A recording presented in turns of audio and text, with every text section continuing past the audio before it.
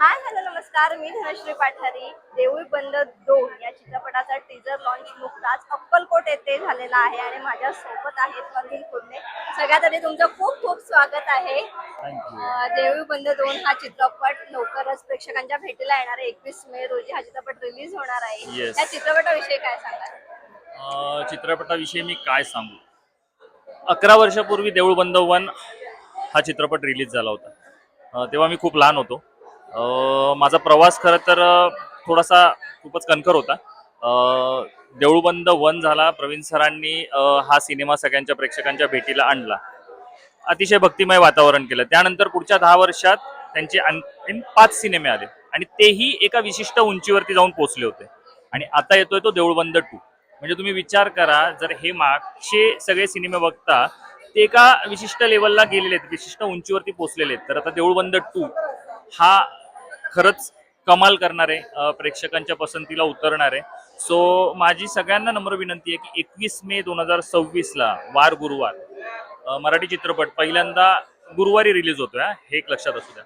So 21 मेला हा cinema release होतोय. तुम्ही सिनेमागृहात जाऊन हा चित्रपट बघावा ही अशी माझी नम्र विनंती आहे. 2-3 वर्षांपूर्वी माझं काही सिरियलसाठी सिलेक्शन झालं होतं. लाखात एक आमचा दादा नावाची सिरियल केली मी झी मराठीला. त्यानंतर शुभ श्रावणी ही सिरियलही केली आणि आत्ता माझा पहिला सिनेमा देऊळ बंद 2. मी नशीबवान मानतो की प्रवीण सरांनी किंवा माझ्या सगळ्या टीमने माझ्यावरती विश्वास दाखवला आणि मला ही संधी दिली. तर मी खरंच खूप भाग्यवान मानतो मी स्वतःला.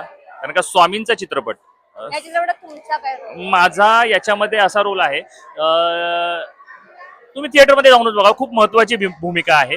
तर मी रोलबद्दल जास्त काही सांगू शकत नाही, पण एका शेतकऱ्याची भूमिका आहे हे तर नक्कीच. स्वतः मी एक शेतकरीच आहे आणि भूमिकाही शेतकऱ्याचीच करतोय. पण तुम्हाला नक्की बघायला आवडेल, तर तुम्ही आवर्जून चित्रपट पाहावा थिएटरमध्ये. आणि तुमच्या आयुष्यातलं स्वामींचं महत्व? जसं की मी सांगेल,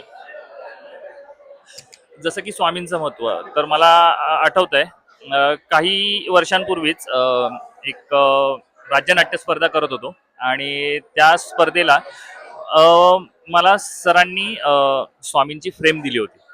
सो तेव्हा मला सर म्हणाले होते की तुझ्या आयुष्यात स्वामींची एंट्री झाली आहे, तर आता तुझं इथून पुढचे सगळा काळ बदलत जाईल आणि खूप चांगला काळ येईल. तर मी आता तो अनुभवतोय आणि खरंच तसं झालंय. कारण मला या चित्रपटात संधी मिळणे हीच माझ्यासाठी खूप मोठा, माझ्यासाठी काळ बदललेला आहे. सो आणखीन पुढे नक्कीच माझं काम आवडलं तर नक्कीच लोक डोक्यावर घेतील आणि वाहवा करतील आणि पुढची कामं मिळत राहतील. Okay, thank you so much. Thank you. तुमच्या चित्रपटाला खूप खूप शुभेच्छा. Thank you so